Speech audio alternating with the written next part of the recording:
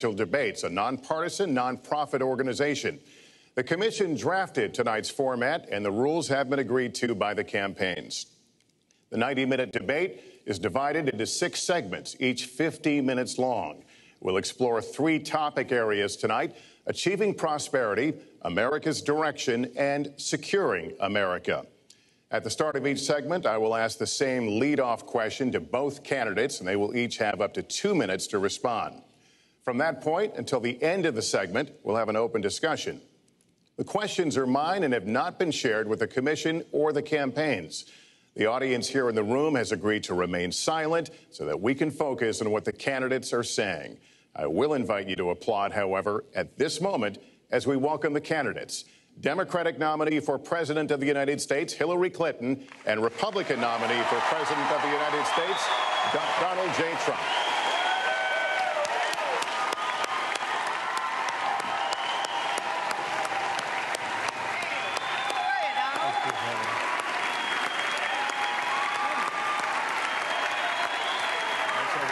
Good luck to you. Mr. Trump, good luck to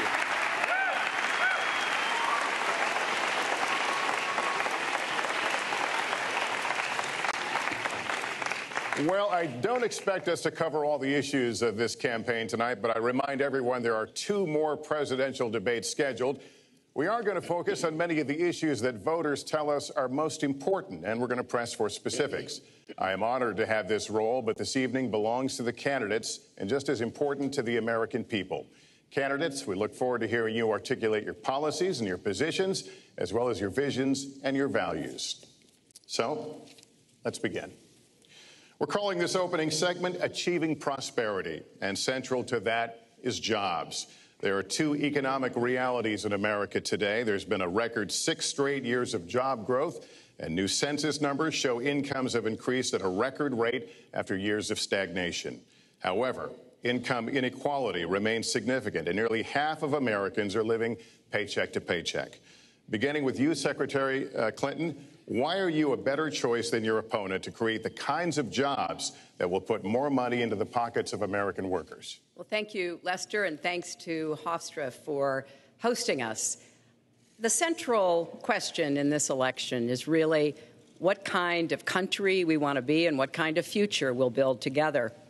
Today is my granddaughter's 2nd birthday, so I think about this a lot.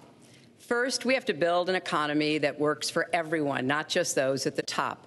That means we need new jobs, good jobs, with rising incomes. I want us to invest in you. I want us to invest in your future. That means jobs in infrastructure, in advanced manufacturing, in innovation and technology, clean renewable energy, and small business, because most of the new jobs will come from small business. We also have to make the economy fairer. That starts with raising the national minimum wage and also guarantee, finally, equal pay for women's work. I also want to see more companies do profit sharing. If you help create the profits, you should be able to share in them, not just the executives at the top. And I want us to do more to support people who are struggling to balance family and work. I've heard from so many of you about the difficult choices you face and the stresses that you're under. So let's have paid family leave, earned sick days. Let's be sure we have affordable child care and debt-free college. How are we going to do it? We're going to do it by having the wealthy pay their fair share and close the corporate loopholes. Finally, we tonight are on the stage together, Donald Trump and I. Donald, it's good to be with you. We're going to have a debate where we are talking about the important issues facing our country. You have to judge us. Who can shoulder the immense, awesome responsibilities of the presidency? Who can put into action the plans that will make your life better? I hope that I will be able to earn your vote on November 8th. Secretary Clinton, thank you. Mr. Trump, the same question to you. It's about putting more money into the pockets of American workers. You have up to 2 minutes. Thank you, Lester. Our jobs are fleeing the country. They're going to Mexico. They're going to many other countries. You look at what China is doing to our country in terms of making our product. They're devaluing their currency, and there's nobody in our government to fight them. And we have a very good fight, and we have a winning fight, because they're using our country as a piggy bank to rebuild China, and many other countries are doing the same thing. So we're losing our good jobs, so many of them. When you look at what's happening in Mexico, a friend of mine who builds plants said it's the 8th wonder of the world. They're building some of the biggest plants anywhere in the world, some of the most sophisticated, some of the best plants. With the United States, as he said, not so much. So Ford is leaving. You see that, their small car division leaving. Thousands of jobs, leaving Michigan, leaving Ohio. They're all leaving, and we can't allow it to happen anymore. As far as child care is concerned and so many other things, I think Hillary and I agree on that. We probably disagree a little bit as to numbers and amounts and what we're going to do, but perhaps we'll be talking about that later. But we have to stop our jobs from being stolen from us. We have to stop our companies from leaving the United States, and with it, firing all of their people. All you have to do is take a look at Carrier Air Conditioning in Indianapolis. They left, fired 1,400 people. They're going to Mexico. So many, hundreds and hundreds of companies are doing this. We cannot let it happen. Under my plan, I'll be reducing taxes tremendously, from 35% to 15% for companies, small and big businesses. That's going to be a job creator like we haven't seen since Ronald Reagan. It's going to be a beautiful thing to watch. Companies will come, they will build, they will expand, new companies will start, and I look very, very much forward to doing it. We have to renegotiate our trade deals, and we have to stop these countries from stealing our companies and our jobs. Secretary Clinton, would you like to respond? Well, I think that trade is an important issue. Of course, we are 5% of the world's population. We have to trade with the other 95%. And we need to have smart, fair trade deals. We also, though, need to have a tax system that rewards work and not just financial transactions. And the kind of plan that Donald has put forth would be trickle-down economics all over again. In fact, it would be the most extreme version, the biggest tax cuts for the top percent of the people in this country than we've ever had. I call it trumped-up trickle-down, because that's exactly what it would be. That is not how we grow the economy. We just have a different view about what's best for growing the economy, how we make investments that will actually produce jobs and rising incomes. I think we come at it from somewhat different perspectives. I understand that. You know, Donald was very fortunate in his life, and that's all to his benefit. He started his business with $14 million borrowed from his father, and he really believes that the more you help wealthy people, the better off we'll be, and that everything will work out from there. I don't buy that. I have a different experience. My father was a small businessman. He worked really hard. He printed drapery fabrics on long tables where he pulled out those fabrics and he went down with a silk screen and dumped the paint in and took the squeegee and kept going. And so what I believe is the more we can do for the middle class, the more we can invest in you, your education, your skills, your future, the better we will be off and the better we'll grow. That's the kind of economy I want us to see again. Let me follow up with Mr. Trump, if I can. You've talked about creating 25 million jobs, and you've promised to bring back millions of jobs for Americans. How are we going to bring back the industries that have left this country for cheaper labor overseas? How specifically are you going to tell American manufacturers that you have to come back? Well, for one thing, and before we start on that, my father gave me a very small loan in 1975, and I built it into a company that's worth many, many billions of dollars with some of the greatest assets in the world. And I say that only because that's the kind of thinking that our country needs. Our country's in deep trouble. We don't know what we're doing when it comes to devaluations, and all of these countries all over the world, especially China, they're the best ever at it. What they're doing to us is a very, very sad thing. So we have to do that. We have to renegotiate our trade deals. And Lester, they're taking our jobs, they're giving incentives, they're doing things that, frankly, we don't do. Let me give you the example of Mexico. They have a VAT tax. We're in a different system. When we sell into Mexico, there's a tax. When they sell in automatic, 16% approximately. When they sell into us, there's no tax. It's a defective agreement. It's been defective for a long time, many years, but the politicians haven't done anything about it. Now, in all fairness to Secretary Clinton, yes, is that okay? Good. I want you to be very happy. It's very important to me. But in all fairness to Secretary Clinton, when she started talking about this, it was really very recently. She's been doing this for 30 years. And why hasn't she made the agreements better? The NAFTA agreement is defective just because of the tax and many other reasons, but just because of the fact. Let me interrupt just a moment. Secretary Clinton and others, politicians, should have been doing this for years, not right now because of the fact that we've created a movement. They should have been doing this for years. What's happened to our jobs and our country and our economy generally is, look, we owe $20 trillion. We cannot do it any longer, Lester. Back to the question, though, how do you specifically bring back jobs? American manufacturers, how do you make them bring the jobs back? Well, the first thing you do is don't let the jobs leave. The companies are leaving. I could name, there are thousands of them. They're leaving, and they're leaving in bigger numbers than ever. And what you do is you say, fine, you want to go to Mexico or some other country, good luck. We wish you a lot of luck. But if you think you're going to make your air conditioners or your cars or your cookies or whatever you make and bring them into our country without a tax, you're wrong.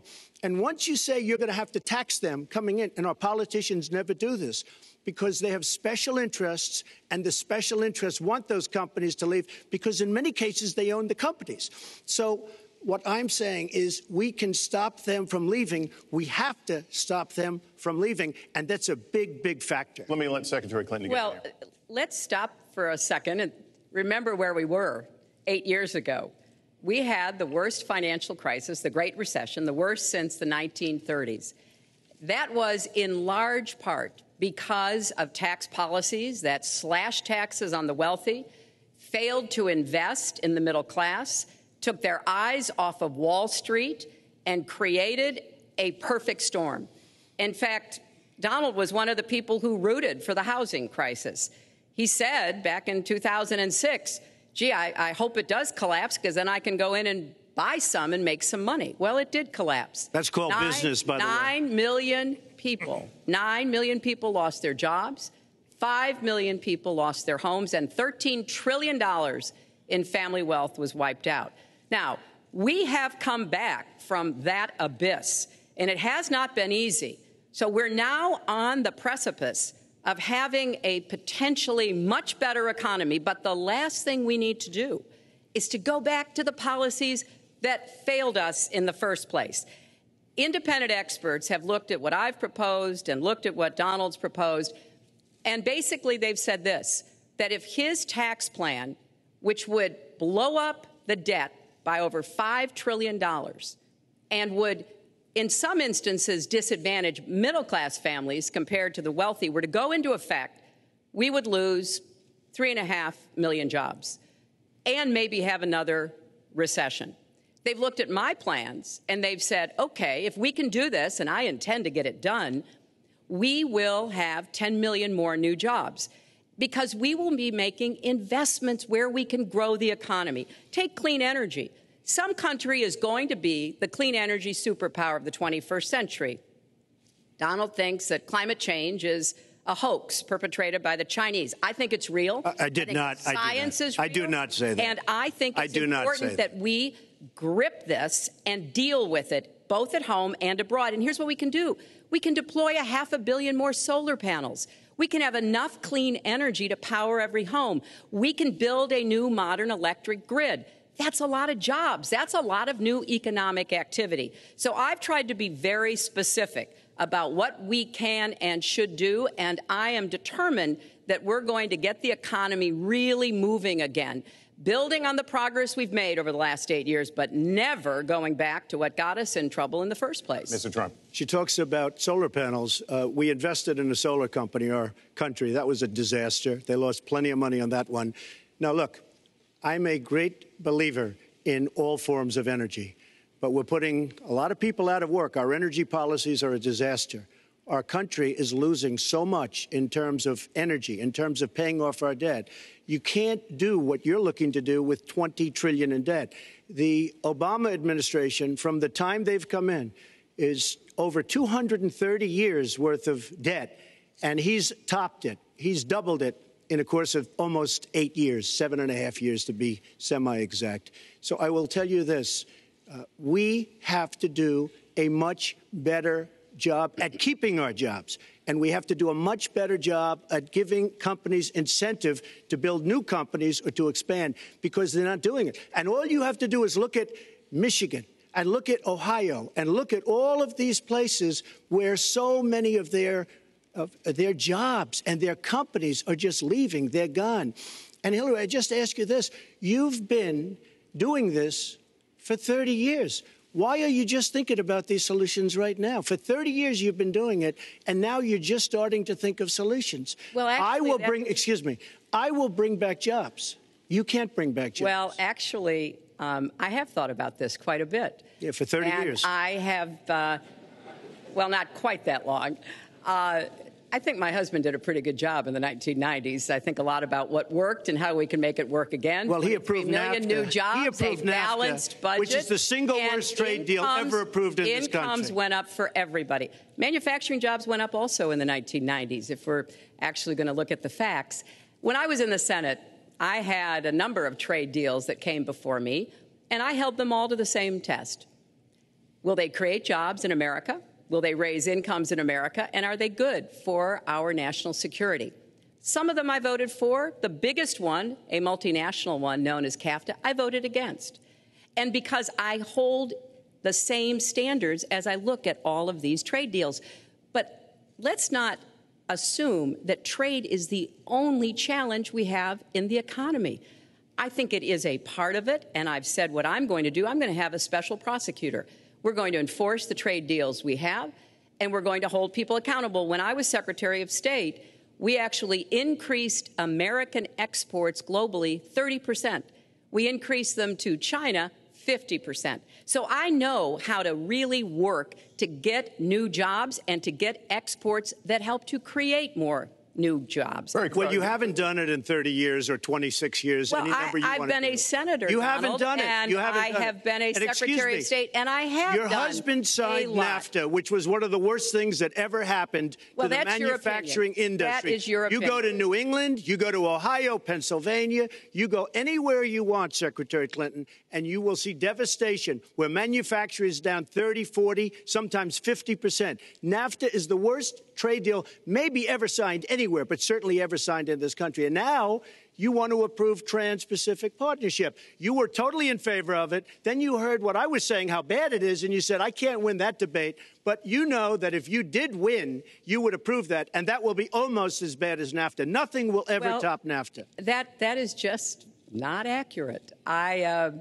was against it once it was finally negotiated and the terms were laid out. I wrote about that in... You called it the gold standard. Well, I hope... You called it the gold standard of trade deals. You said it's the finest deal you've ever seen. No. And then you heard what I said about it, and all of a sudden you were against it. Well, Donald, I know you live in your own reality, but that is not the facts. The facts are, I did say I hoped it would be a good deal, but when it was negotiated, which I was not responsible for, I concluded it wasn't. I wrote about that. So is it President Obama's fault? Is it President Obama's fault? Even announced. Look, Secretary, is it President Obama's fault? There are because he's pushing it. There are different views about what's good for our country, our economy, and our leadership in the world.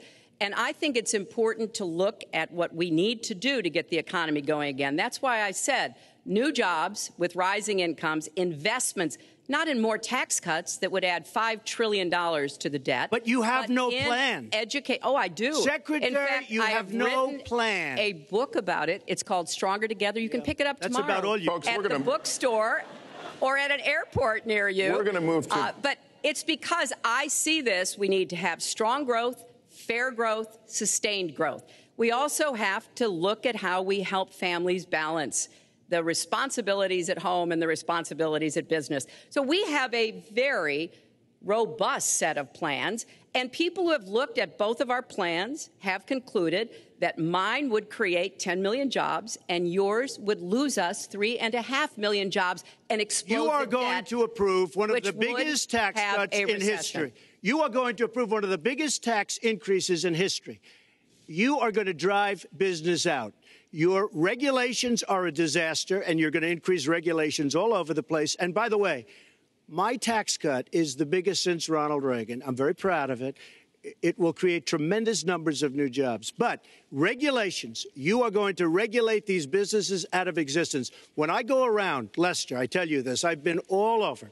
And when I go around, despite the tax cut, the things that business and people like the most is the fact that I'm cutting regulation. You have regulations on top of regulations, and new companies cannot form, and old companies are going out of business, and you want to increase the regulations and make them even worse. I'm going to cut regulations, but I'm going to cut taxes big league, and you're going to raise taxes big league. End of story. Let me get you to pause right there, because we're going to move into the next segment. We're going to talk taxes. That can't be left to stand. Please take 30 seconds. I kind of assumed that there would be a lot of these charges and claims. And so we have taken the homepage of my website, HillaryClinton.com, and we've turned it into a fact checker. So if you want to see in real time what the facts are, please go and take a look. And take a look at mine also, and you'll see. Add a penny to the debt, and your plans would add $5 trillion to the debt. What I have proposed would cut regulations and streamline them for small businesses. What I have proposed would be paid for by raising taxes on the wealthy, because they have made all the gains in the economy. And I think it's time that the wealthy and corporations paid their fair share to support this country. Well, you just opened the next segment. Well, look, could I just finish? Actually, I think I should. I'm going to give you a chance right here. And you take a look at her website. She's going to raise taxes $1.3 trillion. Mr. Trump, and look at her website. You know what? It's no different than this. She's telling us how to fight ISIS. Just go to her website. She tells you how to fight ISIS on her website. I don't think General Douglas MacArthur would like that too much. The next segment, we're continuing the subject of... Well, at least I have a plan to fight ISIS. No, you're telling the enemy everything you want to do. No, we're not. See, you're telling the enemy everything you want to do. No wonder you've been fighting. No wonder you've been fighting ISIS your entire adult life. Folks, go to the fact checkers. Get to work. You are unpacking a lot here, and we're still on the issue of achieving prosperity. And I want to talk about taxes. The fundamental difference between the two of you concerns the wealthy. Secretary Clinton, you're calling for a tax increase in the wealthiest Americans. I'd like you to further defend that. And Mr. Trump, you're calling for tax cuts for the wealthy. I'd like you to defend that. And this next 2-minute answer goes to you, Mr. Trump. Well, I'm really calling for major jobs, because the wealthy are going to create tremendous jobs. They're going to expand their companies. They're going to do a tremendous job. I'm getting rid of the carried interest provision. And if you really look, it's not a tax. It's really not a great thing for the wealthy. It's a great thing for the middle class. It's a great thing for companies to expand.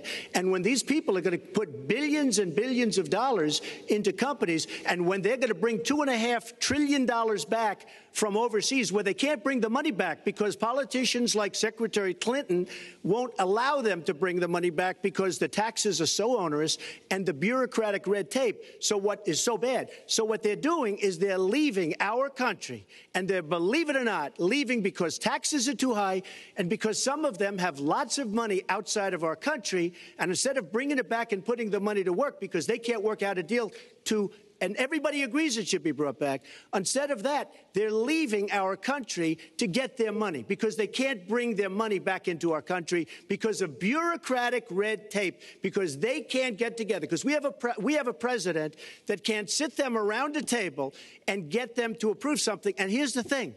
Republicans and Democrats agree that this should be done. $2.5 trillion. I happen to think it's double that. It's probably $5 trillion that we can't bring into our country, Lester.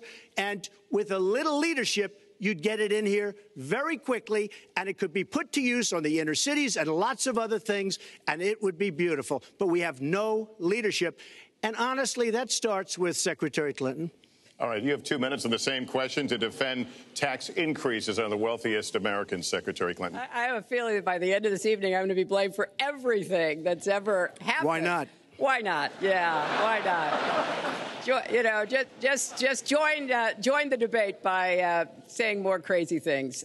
Now, let me say there's nothing crazy about not letting our companies bring their money back into their country. This is Secretary Clinton's 2 minutes, please. Yeah, well, let's start the clock again, Lester. We've looked at your tax proposals. I don't see changes in the corporate tax rates or the kinds of proposals you're referring to that would cause the repatriation, bringing back of money that's stranded overseas. I happen to then you support didn't read that. It. I happen to support that in a way that will actually work to our benefit.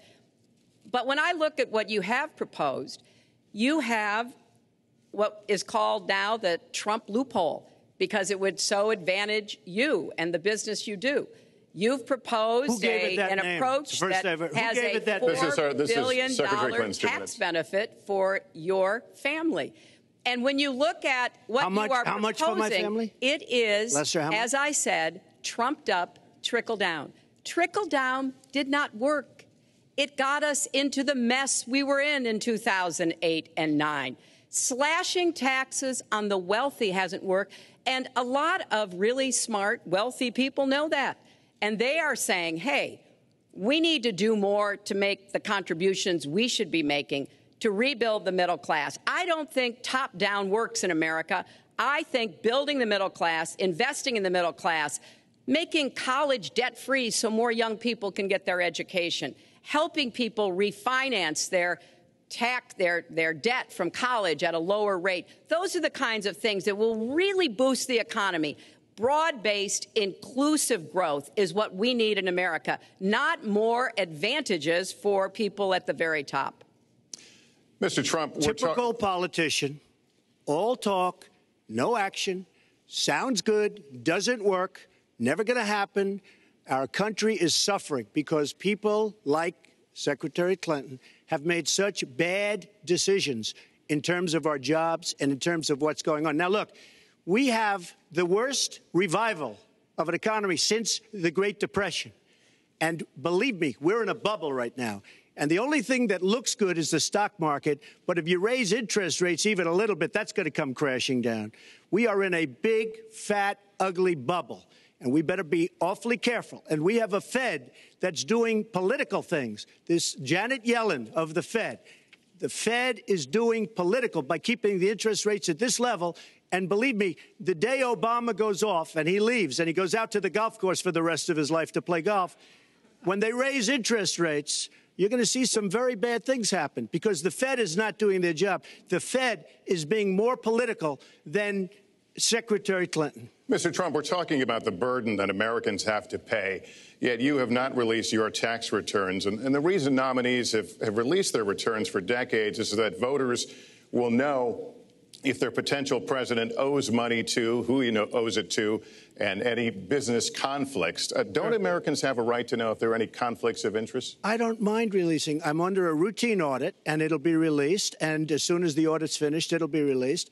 But you will learn more about Donald Trump by going down to the federal elections, where I filed a 104-page, essentially financial statement of sorts, the forms that they have. It shows income. In fact, the income, I just looked today, the income is filed at $694 million for this past year. $694 million.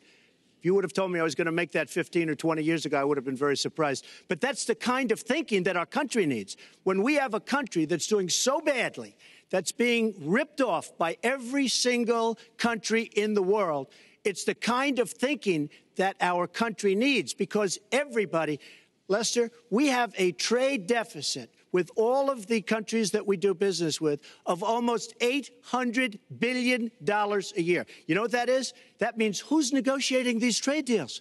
We have people that are political hacks negotiating our trade deals. The IRS says an audit of your taxes, you're perfectly free to release your taxes during an audit. And so the question, does the public's right to know outweigh your personal? Well, I told you, I will release them as soon as the audit. Look, I've been under audit almost for 15 years. I know a lot of wealthy people that have never been audited. I said, do you get audited? I get audited almost every year.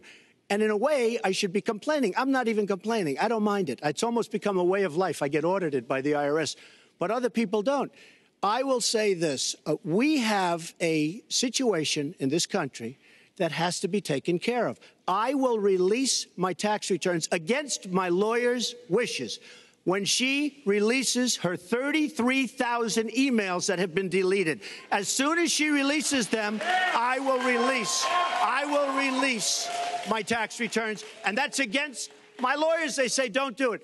I will tell you this. No, in fact, watching shows, reading the papers, almost every lawyer says, you don't release your returns until the audit's complete. When the audit's complete, I'll do it. But I would go against them if she releases her email. So it's negotiable? It's not negotiable. No, let her release the email. Why did she delete 33,000? Well, I'll let her ask that, but let me just admonish the audience one more time. There was an agreement. We did ask you to be silent, so it would be helpful for us. Secretary Clinton. Well, I think you've just seen another example of bait and switch here. For 40 years, everyone running for president has released their tax returns. You can go and see nearly, I think, 39, 40 years of our tax returns, but everyone has done it. We know the IRS has made clear there is no prohibition on releasing it when you're under audit. So you've got to ask yourself, why won't he release his tax returns? And I think there may be a couple of reasons. First, maybe he's not as rich as he says he is. Second, maybe he's not as charitable as he claims to be. Third, we don't know all of his business dealings, but we have been told through investigative reporting that he owes about $650 million to Wall Street and foreign banks. Or maybe he doesn't want the American people, all of you watching tonight, to know that he's paid nothing in federal taxes, because the only years that anybody's ever seen were a couple of years when he had to turn them over to state authorities when he was trying to get a casino license, and they showed he didn't pay any federal income tax. So if he's paid zero, that means zero for troops, zero for vets, zero for schools or health. And I think probably he's not all that enthusiastic about having the rest of our country see what the real reasons are, because it must be something really important, even terrible, that he's trying to hide. And the financial disclosure statement, they don't give you the tax rate. They don't give you all the details that tax returns would.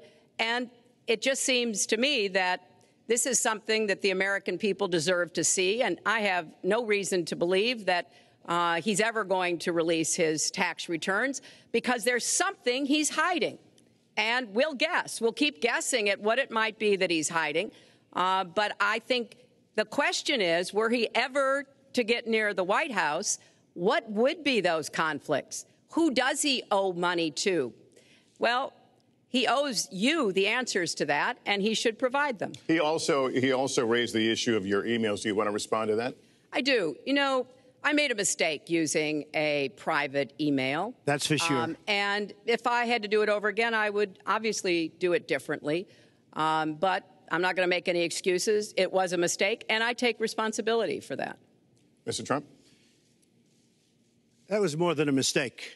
That was done purposely, okay? That was not a mistake. That was done purposely. When you have your staff taking the Fifth Amendment, taking the Fifth so they're not prosecuted, when you have the man that set up the illegal server taking the Fifth, I think it's disgraceful. And believe me, this country thinks it's disgraceful. It really thinks it's disgraceful also. As far as my tax returns, you don't learn that much from tax returns, that I can tell you. You learn a lot from financial disclosure. And you should go down and take a look at that.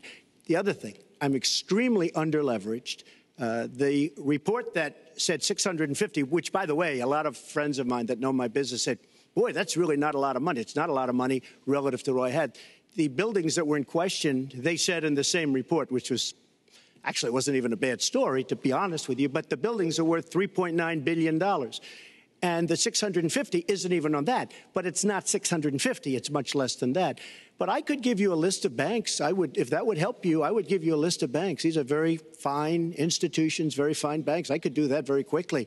I am very underleveraged. I have a great company. I have a tremendous income. And the reason I say that is not in a braggadocious way. It's because it's about time that this country had somebody running it that has an idea about money.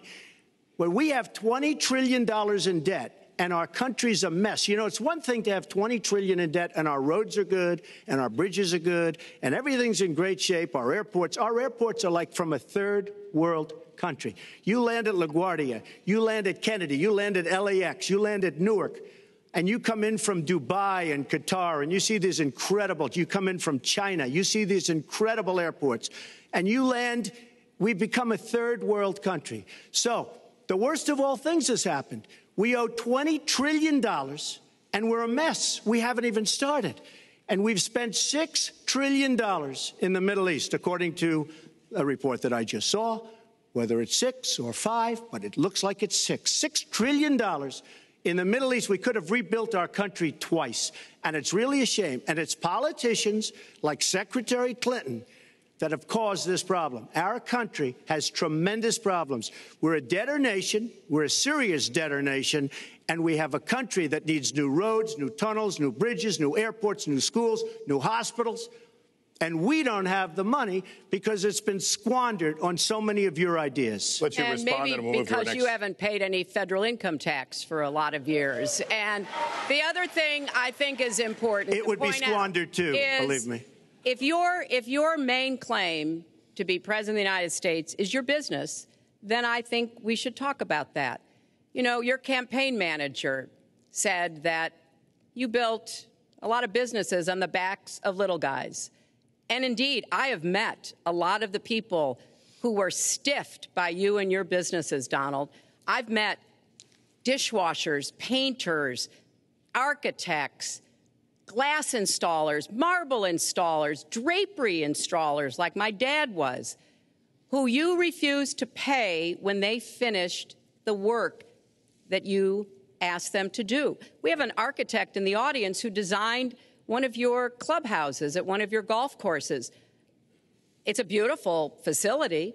It immediately was put to use, and you wouldn't pay what the man needed to be paid, what he was charging you. Maybe he didn't do a good job, and I was unsatisfied with his work, which our country should do too. Do the thousands of people that you have stiffed over the course of your business not deserve some kind of apology from someone who has taken their labor, taken the goods that they produced, and then refused to pay them? I can only say that I'm certainly relieved that my late father never did business with you. He provided a good middle-class life for us, but the people he worked for, he expected the bargain to be kept on both sides. And when we talk about your business, you've taken business bankruptcy 6 times.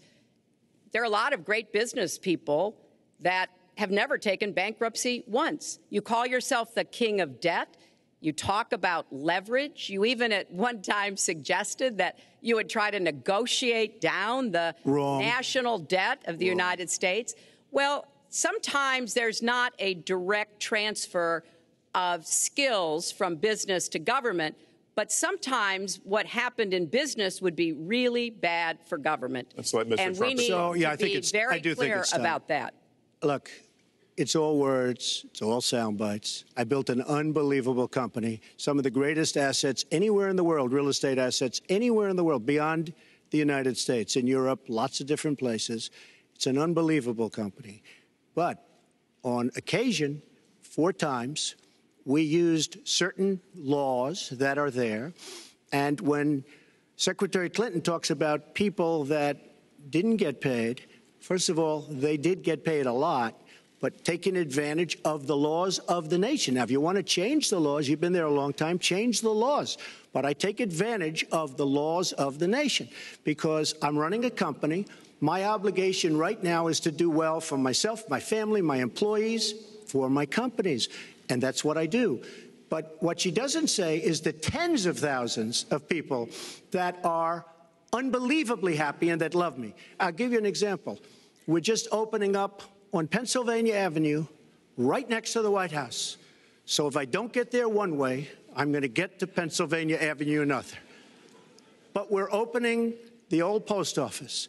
Under budget, ahead of schedule, saved tremendous money. I'm a year ahead of schedule. And that's what this country should be doing. We build roads, and they cost 2 and 3 and 4 times what they're supposed to cost. We buy products for our military, and they come in at costs that are so far above what they were supposed to be because we don't have people that know what they're doing. When we look at the budget is bad to a large extent because we have people that have no idea as to what to do and how to buy. The Trump International is way under budget and way ahead of schedule. And we should be able to do that for our country. Well, we're well behind schedule, so I want to move to our next segment. We move into our next segment talking about America's direction, and let's start by talking about race. The share of Americans who say race relations are bad in this country is the highest it's been in decades, much of it amplified by shootings of African Americans by police, as we've seen recently in Charlotte and Tulsa. Race has been a big issue in this campaign, and one of you is going to have to bridge a very wide and bitter gap. So how do you heal the divide? Secretary Clinton, you get 2 minutes on this. Well, you're right. Race remains a significant challenge in our country. Unfortunately, race still determines too much, often determines where people live, determines what kind of education in their public schools they can get, and yes, it determines how they're treated in the criminal justice system. We've just seen those two tragic examples in both Tulsa and Charlotte. And we've got to do several things at the same time. We have to restore trust between communities and the police. We have to work to make sure that our police are using the best training, the best techniques, that they're well prepared to use force only when necessary. Everyone should be respected by the law, and everyone should respect the law. Right now, that's not the case in a lot of our neighborhoods. So I have, ever since the first day of my campaign, called for criminal justice reform. I've laid out a platform that I think would begin to remedy some of the problems we have in the criminal justice system. But we also have to recognize, in addition to the challenges that we face with policing, there are so many good, brave police officers who equally want reform. So we have to bring communities together in order to begin working on that as a mutual goal. And we've got to get guns out of the hands of people who should not have them. The gun epidemic is the leading cause of death of young African-American men, more than the next 9 causes put together. So we have to do 2 things, as I said. We have to restore trust. We have to work with the police. We have to make sure they respect the communities and the communities respect them. And we have to tackle the plague of gun violence, which is a big contributor to a lot of the problems that we're seeing today. All right, Mr. Trump, you have 2 minutes. How do you heal the divide? Well, first of all, Secretary Clinton doesn't want to use a couple of words, and that's law and order. And we need law and order. If we don't have it, we're not going to have a country. And when I look at what's going on in Charlotte, a city I love, a city where I have investments, when I look at what's going on throughout various parts of our country, whether it's, I can just keep naming them all day long. We need law and order in our country. And I just got today, as you know, the endorsement of the Fraternal Order of Police. We just came in. We have endorsements from, I think, almost every police group, a large percentage of them in the United States. We have a situation where we have our inner cities, African Americans, Hispanics, are living in hell because it's so dangerous. You walk down the street, you get shot. In Chicago, they've had thousands of shootings, thousands, since January 1st. Thousands of shootings.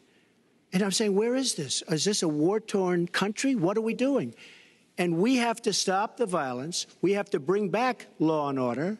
In a place like Chicago, where thousands of people have been killed, thousands over the last number of years. In fact, almost 4,000 have been killed since Barack Obama became president. Almost 4,000 people in Chicago have been killed. We have to bring back law and order.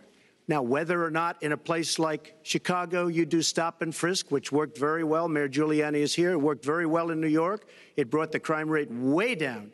But you take the gun away from criminals that shouldn't be having it. We have gangs roaming the street, and in many cases, they're illegally here, illegal immigrants, and they have guns, and they shoot people.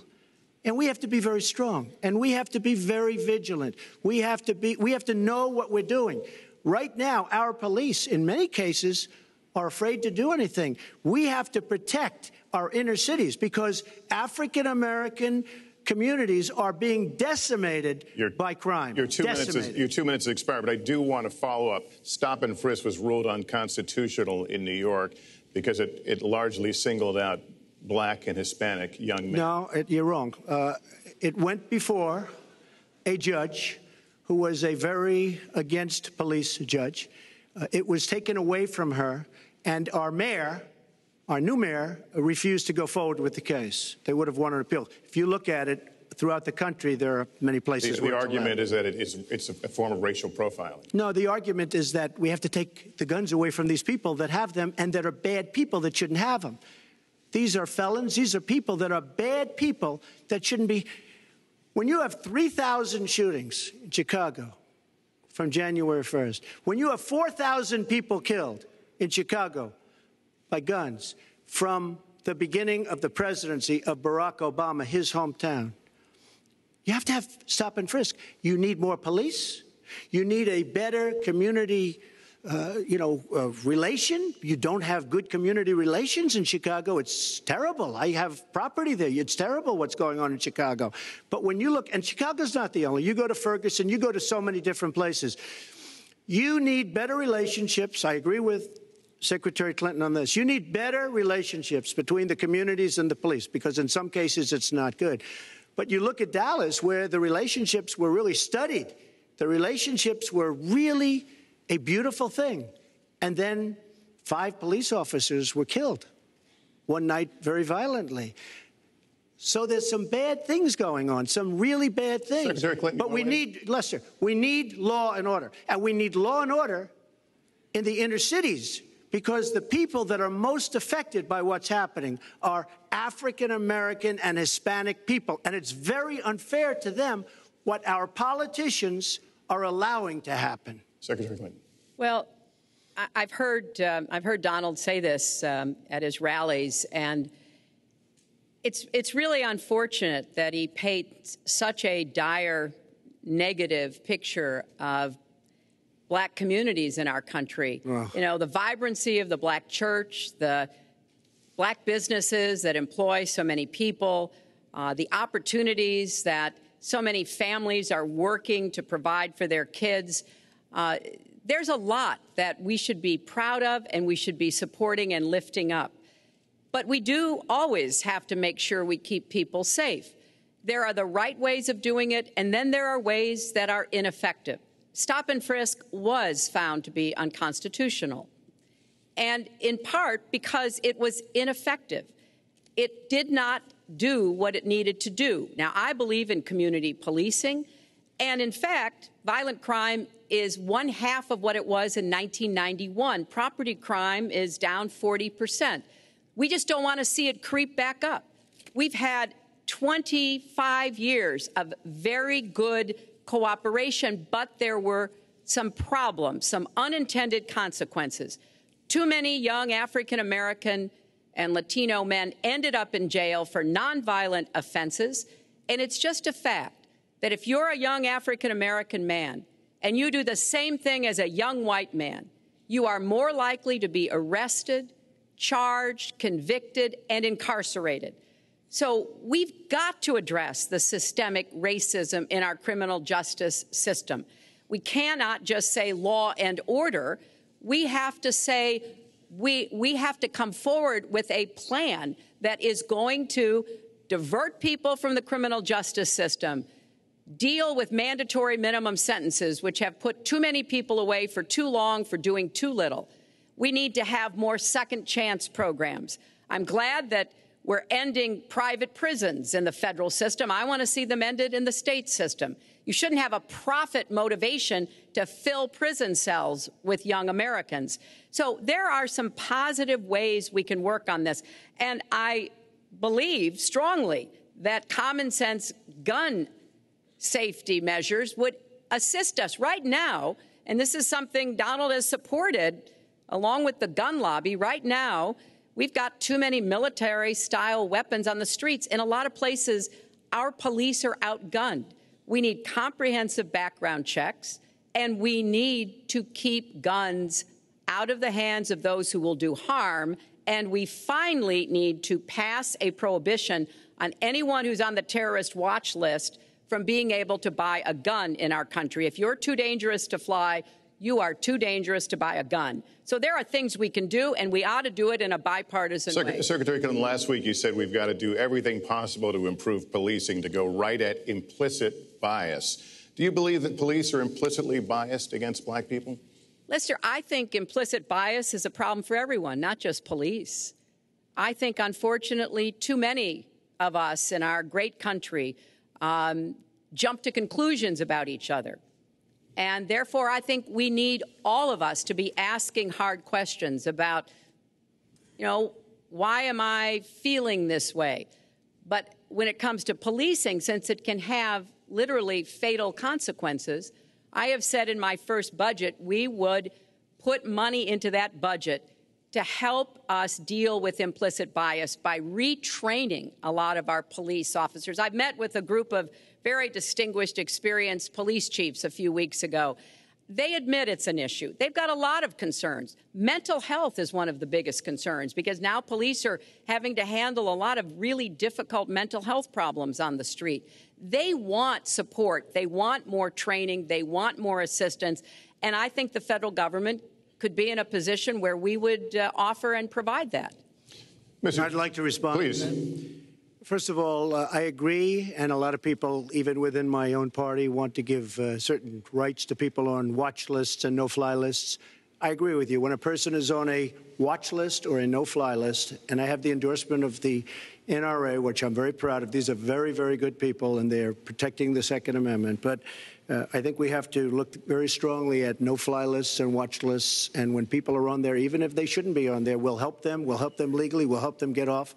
But I tend to agree with that quite strongly. I do want to bring up the fact that you were the one that brought up the word super predator about young black youth. And that's a term that I think was it's been horribly met, as you know. I think you've apologized for it.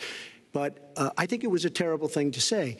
And when it comes to stop and frisk, you're talking about taking guns away. Well, I'm talking about taking guns away from gangs and people that use them.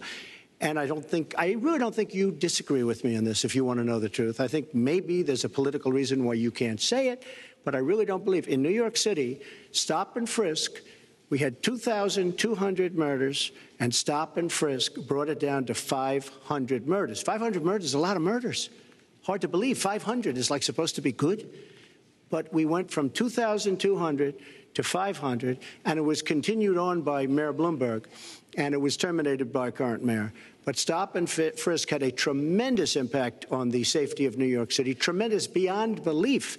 So when you say it has no impact, it really did. It had a very, very big impact. Well, it's also fair to say, if we're going to talk about mayors, that under the current mayor, crime has continued to drop, including murders. So there is... You're wrong. No, I'm not. Murders are up. All right, you check. New York has done an excellent job, and I give credit. I give credit across the board, going back to mayors, to police chiefs, because it has worked, and other communities need to come together to do what will work as well. Look, one murder is too many, but it is important that we learn about what has been effective and not go to things that sound good that really did not have the kind of impact that we would want. Who disagrees with keeping neighborhoods safe? But let's also add, no one should disagree about respecting the rights of young men who live in those neighborhoods. And so we need to do a better job of working, again, with the communities, faith communities, business communities, as well as the police, to try to deal with this problem. This conversation is about race, and so, Mr. Trump, I have to ask you... But I'd like to just respond, if I might. Please, 20 seconds. I'd just like to respond. Please respond, then I've got to follow up for you. Look, the African-American community has been let down by our politicians. They talk good around election time, like right now, and after the election, they said, see you later, I'll see you in 4 years. The African-American community, look, the community within the inner cities has been so badly treated. They've been abused and used in order to get votes by Democrat politicians, because that's what it is. They've controlled these communities for up to 100 years. Mr. Trump, let me... Unbroken. And I will tell you, You look at the inner cities, and I just left Detroit, and I just left Philadelphia, and I just, you've seen me. I've been all over the place. You decided to stay home, and that's okay. But I will tell you, I've been all over, and I've met some of the greatest people I'll ever meet within these communities, and they are very, very upset with what their politicians have told them and what their politicians have done. Mr. Trump, I think Donald just criticized me for preparing for this debate. And yes, I did. And you know what else I prepared for? I prepared to be president. And I think that's a good thing. Mr. Trump, for 5 years, you perpetuated a false claim that the nation's first black president was not a natural-born citizen. You questioned his legitimacy. In the last couple of weeks, you acknowledge what most Americans have accepted for years. The president was born in the United States. Can you tell us what took you so long? I'll tell you just very simple to say. Sidney Blumenthal works for the campaign and very close friend of Secretary Clinton. And her campaign manager, Patty Doyle, went to, during the campaign, her campaign against President Obama, fought very hard. And you can go look it up and you can check it out. And if you look at CNN this past week, Patty Solis Doyle was on Wolf Blitzer saying that this happened. Blumenthal sent McClatchy, highly respected reporter at McClatchy, to Kenya to find out about it. They were pressing it very hard. She failed to get the birth certificate. When I got involved, I didn't fail. I got him to give the birth certificate. So I'm satisfied with it. And I'll tell you why I'm satisfied with it. That was because I want to get on to defeating ISIS. Because I want to get on to creating jobs. Because I want to get on to having a strong border. Because I want to get on to things that are very important to me and that are very important to the country. I'll let you respond. That's important, but I just want to get the answer here. The birth certificate was produced in 2011. You continued to tell the story and question the president's legitimacy in 2012, 13, 14, 15, as recently as January. So the question is, what changed your mind? Well, nobody was pressing it. Nobody was caring much about it. I figured you'd ask the question tonight, of course, but nobody was caring much about it. But I was the one that got him to produce the birth certificate, and I think I did a good job. Secretary Clinton also fought it. I mean, now everybody in mainstream is going to say, oh, that's not true. Look, it's true. Sidney Blumenthal sent a reporter. You just have to take a look at CNN last week, the interview with your former campaign manager, and she was involved. But just like she can't bring back jobs, she can't produce. I'm sorry, I'm just going to follow up, and I will let you respond to that because there's a lot there. But we're talking about racial healing in this segment. What do you say to Americans? Well, it was I say nothing. I say nothing because I was able to get him to produce it. He should have produced it a long time before. I say nothing. But let me just tell you, when you talk about healing, I think that I've developed very, very good relationships over the last little while with the African-American community. I think you can see that. And I feel that they really wanted me to come to that conclusion. And I think I did a great job and a great service, not only for the country, but even for the president in getting him to produce his birth certificate. Secretary Clinton. Well, just listen to what you heard. And clearly, as Donald just admitted, he knew he was going to stand on this debate stage and Lester Holt was going to be asking us questions. So he tried to put the whole racist birther lie to bed. But it can't be dismissed that easily. He has really started his political activity based on this racist lie that our first black president was not an American citizen. There was absolutely no evidence for it, but he persisted. He persisted year after year because some of his supporters, people that he was trying to bring into his fold, apparently believed it or wanted to believe it. But remember, Donald started his career back in 1973 being sued by the Justice Department for racial discrimination because he would not rent apartments in one of his developments to African Americans, and he made sure that the people who worked for him understood that was the policy. He actually was sued twice by the Justice Department. So he has a long record of engaging in racist behavior. And the birther lie was a very hurtful one. You know, Barack Obama is a man of great dignity, and I could tell how much it bothered him and annoyed him that this was being touted and used against him. But I like to remember what Michelle Obama said in her amazing speech at our Democratic National Convention. When they go low, we go high. And Barack Obama went high, despite Donald Trump's best efforts to bring him down. Mr. Trump, you can respond, then we're going to move on to the next segment. I would love to respond. First of all, I got to watch, in preparing for this, some of your debates against Barack Obama. You treated him with terrible disrespect. And I watched the way you talk now about how lovely everything is and how wonderful you are. It doesn't work that way. You were after him. You were trying to. You even sent out, or your campaign sent out, pictures of him in a certain garb, very famous pictures. I don't think you can deny that.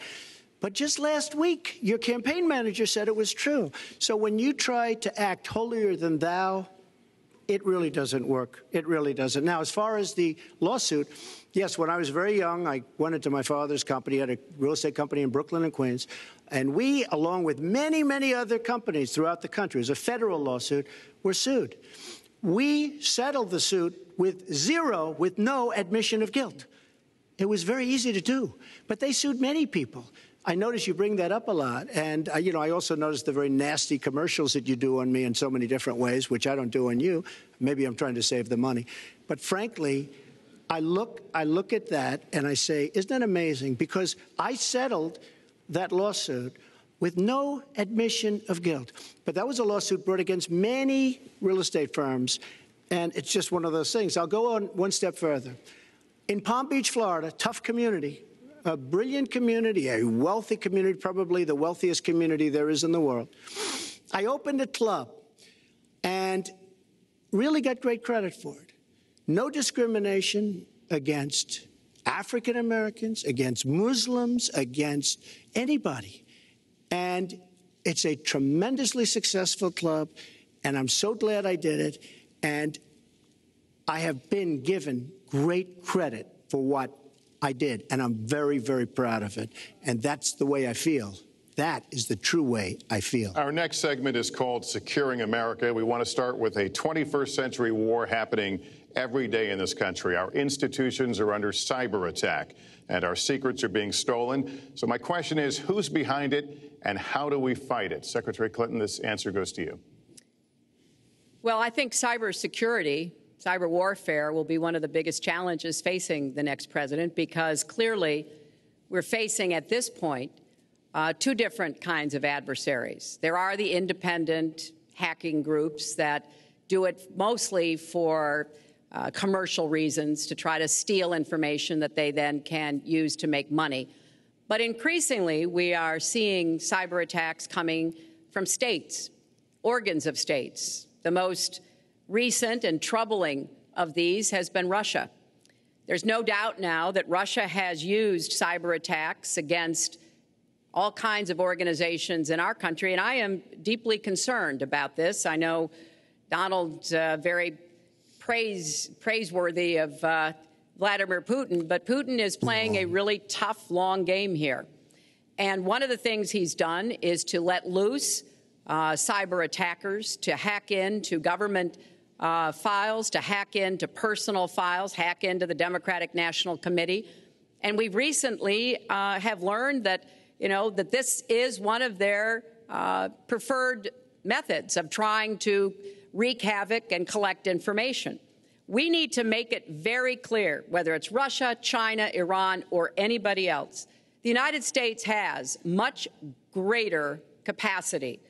And we are not going to sit idly by and permit state actors to go after our information, our private sector information or our public sector information. And we're going to have to make it clear that we don't want to use the kinds of tools that we have. We don't want to engage in a different kind of warfare, but we will defend the citizens of this country. And the Russians need to understand that. I think they've been treating it as almost a probing How far would we go? How much would we do? And that's why I was so shocked when Donald publicly invited Putin to hack into Americans. That is just unacceptable. It's one of the reasons why 50 national security officials who served in Republican administration have said that Donald is unfit to be the commander-in-chief. It's comments like that that really worry people who understand the threats that we face. Mr. Trump, you have 2 minutes in the same question. Who's behind it? And how do we find it? I do want to say that I was just endorsed, and more are coming next week. It'll be over 200 admirals, many of them are here, admirals and generals endorsed me to lead this country. That just happened, and many more are coming, and I'm very proud of it. In addition, I was just endorsed by ICE. They've never endorsed anybody before on immigration. I was just endorsed by ICE. I was just recently endorsed 16,500 Border Patrol agents. So when Secretary Clinton talks about this, I mean, I'll take the admirals and I'll take the generals any day over the political hacks that I see that have led our country so brilliantly over the last 10 years with their knowledge, okay? Because look at the mess that we're in. Look at the mess that we're in. As far as the cyber, I agree to parts of what Secretary Clinton said. We should be better than anybody else, and perhaps we're not. I don't think anybody knows it was Russia that broke into the DNC. She's saying Russia, Russia, Russia, but maybe it was. I mean, it could be Russia, but it could also be China. It could also be lots of other people. It also could be somebody sitting on their bed that weighs 400 pounds, okay? You don't know who broke in to DNC. But what did we learn with DNC? We learned that Bernie Sanders was taken advantage of by your people, by Debbie Wasserman Schultz. Look what happened to her. But Bernie Sanders was taken advantage of. That's what we learned. Now, whether that was Russia, whether that was China, whether it was another country, we don't know. Because the truth is, under President Obama, we've lost control of things that we used to have control over. We came in with the Internet. We came up with the Internet. And I think Secretary Clinton and myself would agree very much. When you look at what ISIS is doing with the Internet, they're beating us at our own game, ISIS. So we have to get very, very tough on cyber and cyber warfare. It is a huge problem. I have a son. He's 10 years old. He has computers. He is so good with these computers. It's unbelievable. The security aspect of cyber is very, very tough, and maybe it's hardly doable. But I will say we are not doing the job we should be doing. But that's true throughout our whole governmental society. We have so many things that we have to do better, Lester, and certainly cyber is one of them. Secretary Clinton. Well, I think there are a number of issues that we should be addressing. I have put forth a plan to defeat ISIS. It does involve going after them online. I think we need to do much more with our tech companies to prevent ISIS and their operatives from being able to use the Internet to radicalize, even direct people in our country and Europe and elsewhere. But we also have to intensify our air strikes against ISIS and eventually support our Arab and Kurdish partners to be able to actually take out ISIS in Raqqa and their claim of being a caliphate. We're making progress. Our military is assisting in Iraq, and we're hoping that within the year we'll be able to push ISIS out of Iraq and then, really squeeze them in Syria. But we have to be cognizant of the fact that they've had foreign fighters coming to volunteer for them, foreign money, foreign weapons. So we have to make this the top priority. And I would also do everything possible to take out their leadership. I was involved in a number of efforts to take out al-Qaeda leadership when I was Secretary of State, including, of course, taking out bin Laden. And I think we need to go after Baghdadi as well, make that one of our organizing principles, because we've got to defeat ISIS and we've got to do everything we can to disrupt their propaganda efforts online. You mentioned ISIS, and we think of ISIS certainly as over there, but there are American citizens who have been inspired to commit acts of terror on American soil. The latest incident, of course, the bombings we just saw in New York and New Jersey, the knife attack at a mall in Minnesota, and the last year, deadly attacks in San Bernardino and Orlando. I'll ask this to both of you. Tell us specifically how you would prevent homegrown attacks by American citizens, Mr. Trump. Well, first I have to say one thing, very important. Secretary Clinton is talking about taking out ISIS. We will take out ISIS. Well, President Obama and Secretary Clinton created a vacuum the way they got out of Iraq, because they got out, they shouldn't have been in, but once they got in, the way they got out was a disaster, and ISIS was formed. So she talks about taking them out. She's been doing it a long time. She's been trying to take them out for a long time. But they wouldn't have even been formed if they left some troops behind, like 10,000 or maybe something more than that. And then you wouldn't have had them. Or, as I've been saying for a long time, and I think you'll agree because I said it to you once, had we taken the oil, and we should have taken the oil, ISIS would not have been able to form either, because the oil was their primary source of income. And now they have the oil all over the place, including the oil, a lot of the oil in Libya, which was another one of her disasters. Secretary Clinton. Well, I hope the fact checkers are turning up the volume and really working hard. Donald supported the invasion of Iraq. Wrong. That is absolutely wrong. Proved over and over again.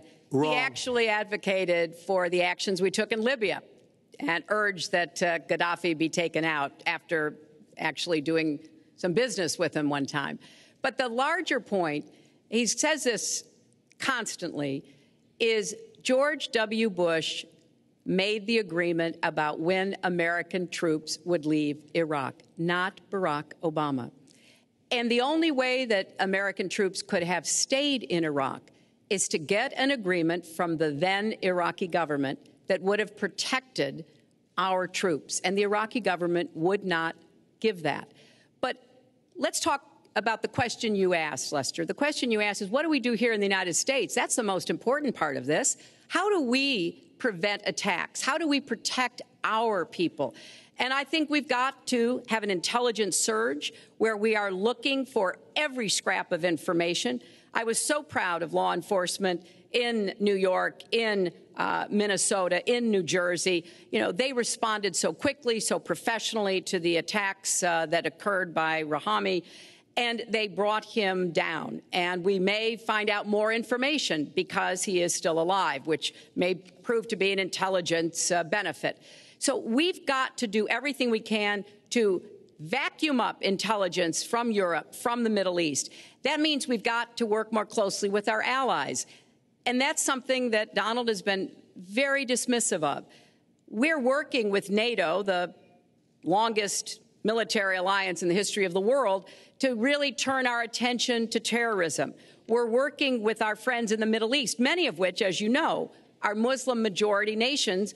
Donald has consistently insulted Muslims abroad, Muslims at home, when we need to be cooperating with Muslim nations and with the American Muslim community. They're on the front lines. They can provide information to us that we might not get anywhere else. They need to have close working cooperation with law enforcement in these communities, not be alienated and pushed away, as some of Donald's rhetoric, unfortunately, has led to. Mr. Well, I'd have to respond. Please respond. The Secretary said very strongly about working with. We've been working with them for many years.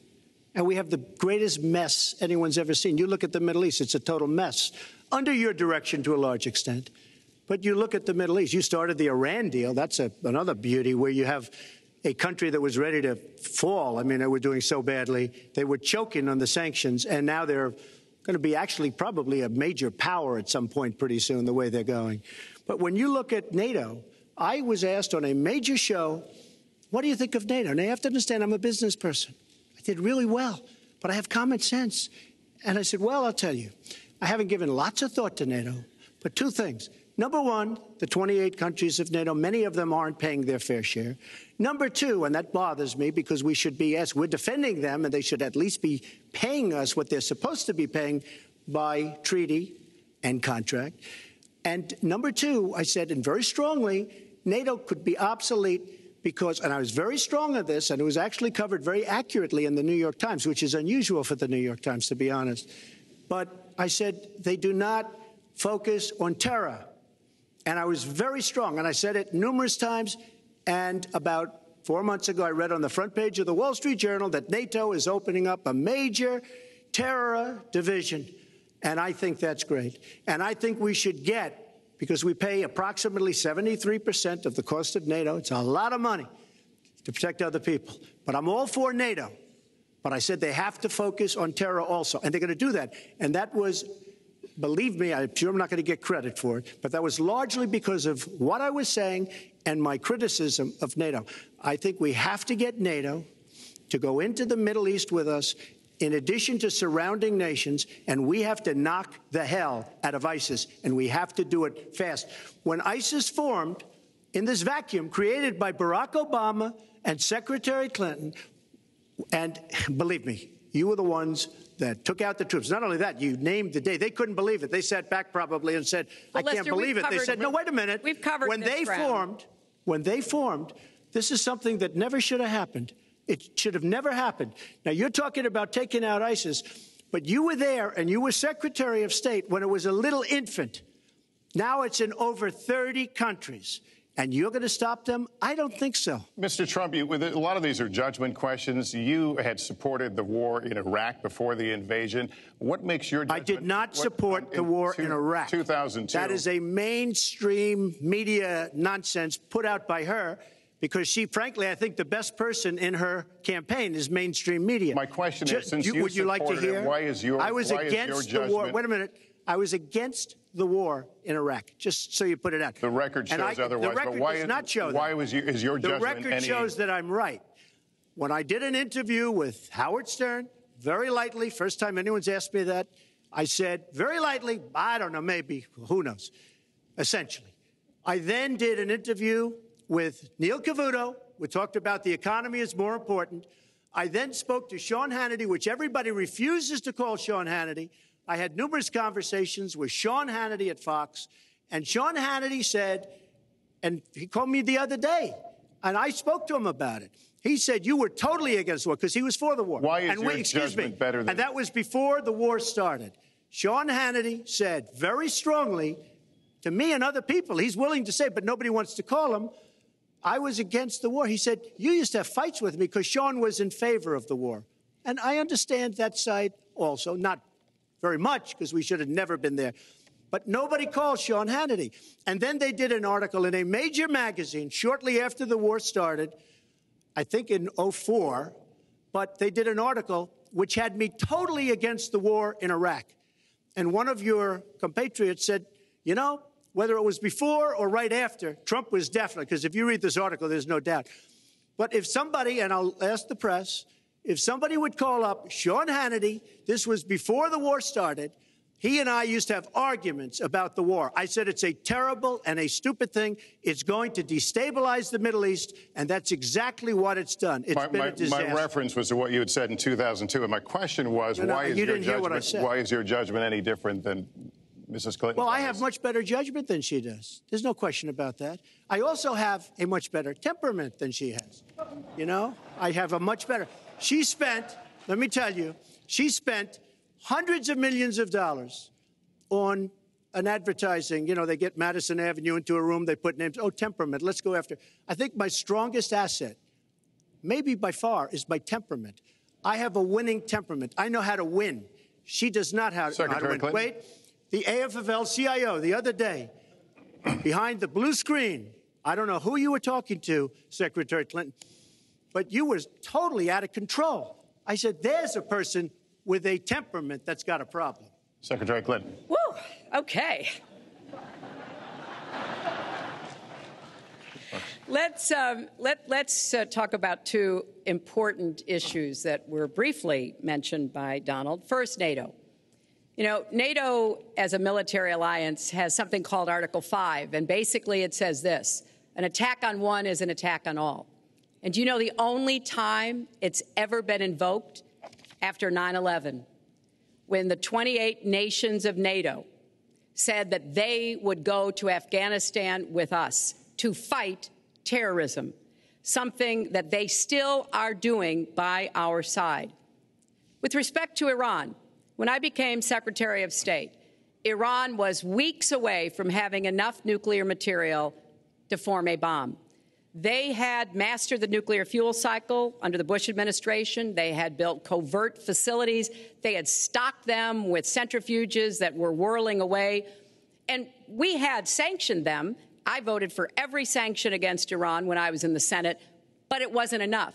So I spent a year and a half putting together a coalition that included Russia and China to impose the toughest sanctions on Iran. And we did drive them to the negotiating table. And my successor, John Kerry, and President Obama got a deal that put a lid on Iran's nuclear program without firing a single shot. That's diplomacy. That's coalition building. That's working with other nations.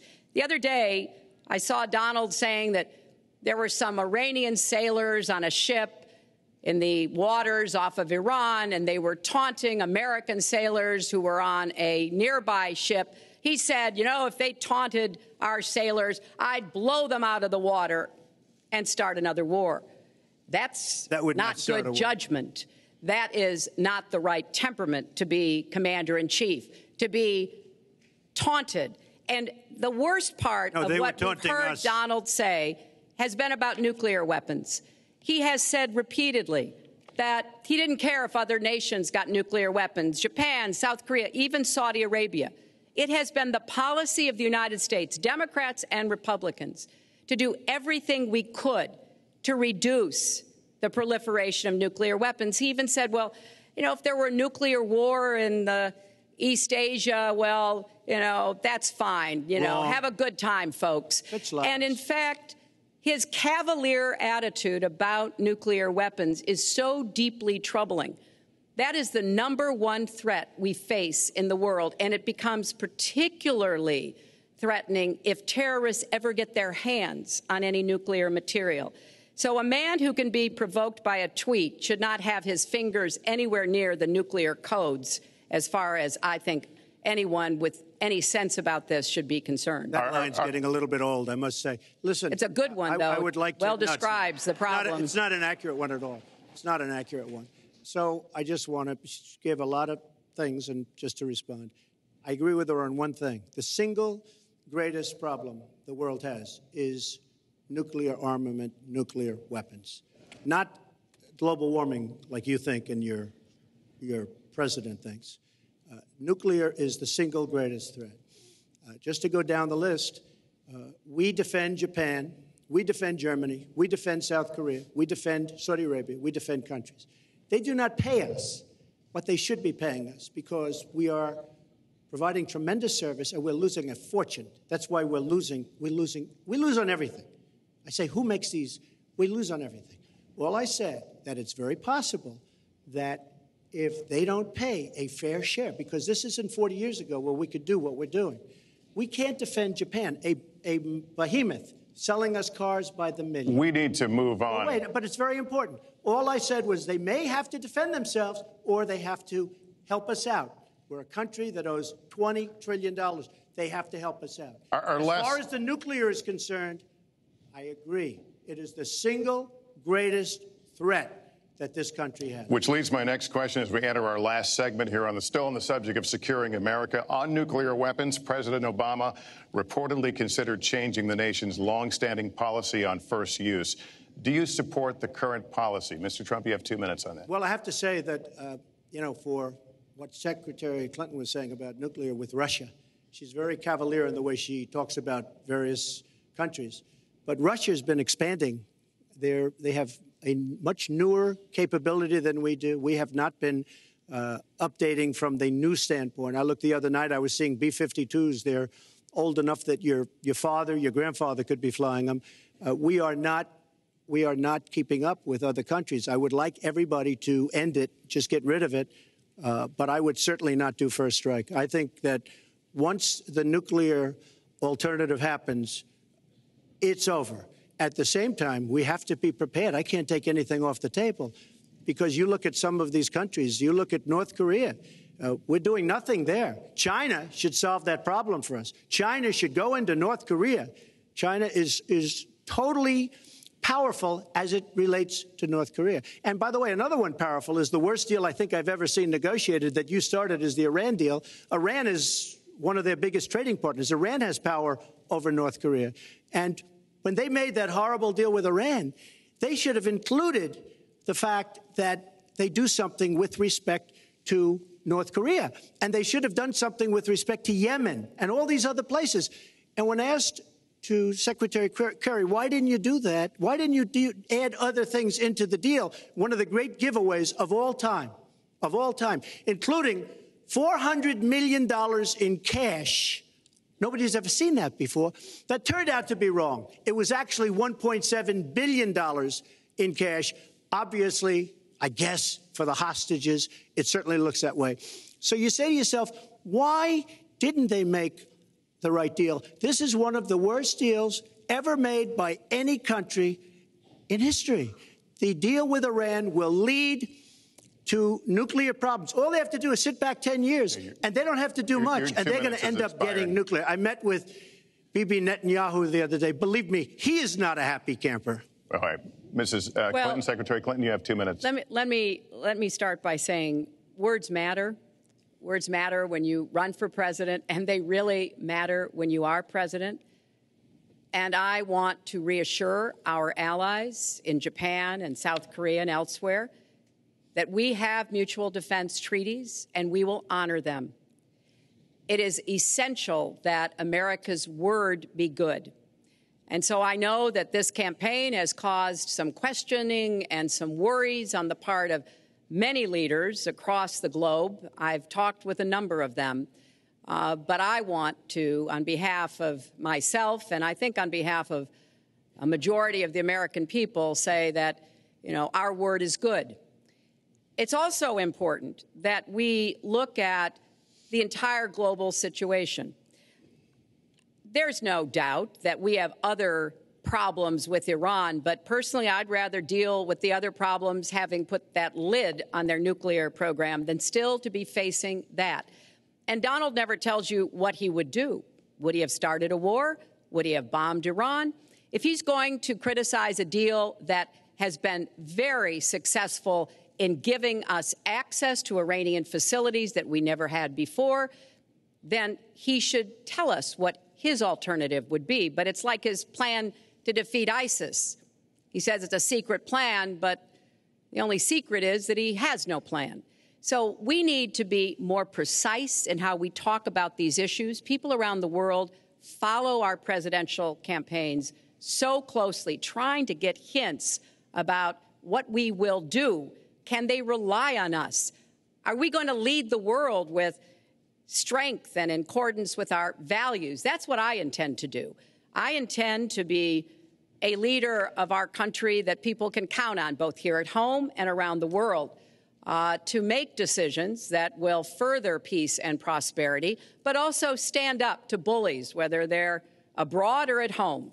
We cannot let those who would try to destabilize the world, to interfere with American interests and security, to be given any opportunities at all. Let's do one thing I'd like to say. Very quickly. I will go very quickly, but I will tell you that Hillary will tell you to go to her website and read all about how to defeat ISIS, which she could have defeated by never having it, get going in the first place. Right now, it's getting tougher and tougher to defeat them because they're in more and more places, more and more states, more and more nations. Mr. Trump. And it's a big problem. And as far as Japan is concerned, I want to help all of our allies. But we are losing billions and billions of dollars. We cannot be the policeman of the world. We cannot protect countries all over the world where they're not paying us what we need. We have just a few final questions. She doesn't say that because she's got no business ability. We need heart. We need a lot of things. But you have to have some basic ability. And sadly, she doesn't have that. All of the things that she's talking about could have been taken care of during the last 10 years, let's say, while she had great power. But they weren't taken care of. And if she ever wins this race, they won't be taken care of. Mr. Trump, this year, Secretary Clinton became the first woman nominated for president by a major party. Earlier this month, you said she doesn't have, quote, a presidential look. She's standing here right now. What did you mean by that? She doesn't have the look. She doesn't have the stamina. I said she doesn't have the stamina. And I don't believe she does have the stamina. To be president of this country, you need tremendous stamina. The quote was, I just don't think she has a presidential look. Wait a minute, Leslie, you asked me a question. Did you ask me a question? You have to be able to negotiate our trade deals. You have to be able to negotiate, that's right, with Japan, with Saudi Arabia. I mean, can you imagine we're defending Saudi Arabia, and with all of the money they have, we're defending them and they're not paying? All you have to do is speak to them. Wait, you have so many different things you have to be able to do, and I don't believe that Hillary has the stamina. Let's let her respond. Well, as soon as he travels to 112 countries and negotiates a peace deal, a ceasefire, a release of dissidents, an opening of new opportunities in nations around the world, or even spends 11 hours testifying in front of a congressional committee, he can talk to me about stamina. The world, let me tell you, Hillary has experience, but it's bad experience. We have made so many bad deals during the last, so she's got experience, that I agree, but it's bad experience. Whether it's the Iran deal that you're so in love with, where we gave them $150 billion back, whether it's the Iran deal, whether it's anything you can name, you almost can't name a good deal. I agree. She's got experience, but it's bad experience. And this country can't afford to have another 4 years of that kind of experience. We are at the final question. One thing, Lester, is, you know, he tried to switch from looks to stamina.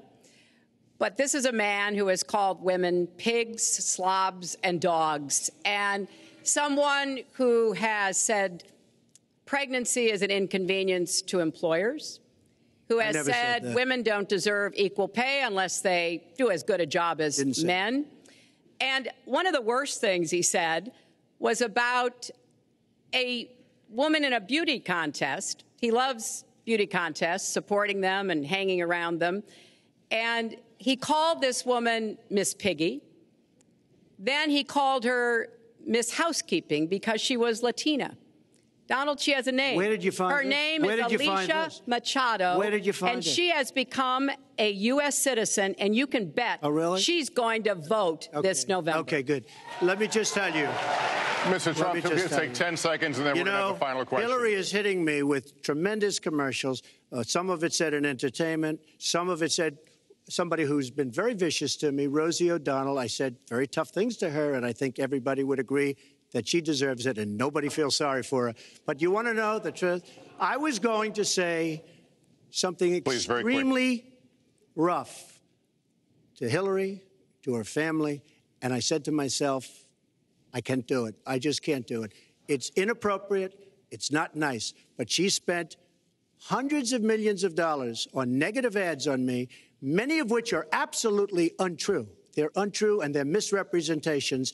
And I will tell you this, Lester, it's not nice, and I don't deserve that. But it's certainly not a nice thing that she's done. It's hundreds of millions of ads, and the only gratifying thing is I saw the polls come in today, and with all of that money, over $200 million is spent, and I'm either winning or tied, and I've spent practically nothing. One of you will not win this election. So my final question to you tonight, are you willing to accept the outcome as the will of the voters? Secretary Clinton? Well, I support our democracy. And sometimes you win, sometimes you lose. But I certainly will support the outcome of this election. And I know Donald's trying very hard to plant doubts about it, but I hope the people out there understand this election's really up to you. It's not about us so much as it is about you and your families and the kind of country and future you want. So I sure hope you will get out and vote as though your future depended on it, because I think it does. Mr. Trump, very quickly, the same question. Will you accept the outcome as the will of the voters? I want to make America great again. We are a nation that is seriously troubled. We're losing our jobs. People are pouring into our country. The other day, we were deporting 800 people, and perhaps they passed the wrong button, they pressed the wrong button, or perhaps, worse than that, it was corruption. But these people that we were going to deport for good reason ended up becoming citizens. And it was 800, and now it turns out it might be 1,800, and they don't even know. Will you accept Look, the outcome here's of the the election? story. I want to make America great again. I'm going to be able to do it. I don't believe Hillary will. The answer is, if she wins, I will absolutely support her. All right. Well, that is going to do it for us. That concludes our debate for this evening. A spirited one. We covered a lot of ground. Not everything, as I suspected we would. The next presidential debates are scheduled for October 9th at Washington University in St. Louis and October 19th at the University of Nevada, Las Vegas. The conversation will continue. A reminder, the vice presidential debate is scheduled for October 4th at Longwood University in Farmville, Virginia. My thanks to Hillary Clinton and to Donald Trump and to Hofstra University for hosting us tonight. Good night, everyone. And that concludes the first debate between Hillary Clinton and Donald Trump. We watched them there on the stage, joining Gwen Ifill and me here in our studio for some analysis. Syndicated columnist Mark Shields, New York Times columnist David Brooks, and Amy Walter of the Cook Political Report. Mark Shields, they did cover a lot of ground, from jobs to taxes, from race to ISIS, and just now women. What did you make of it all? I think that, first of all, Donald Trump made it about him rather than about the American people. I think that was missing in his message.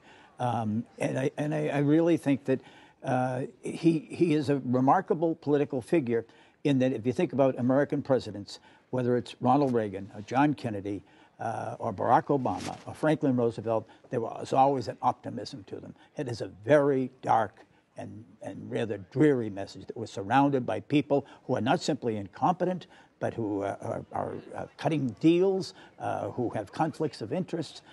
If Hillary Clinton, I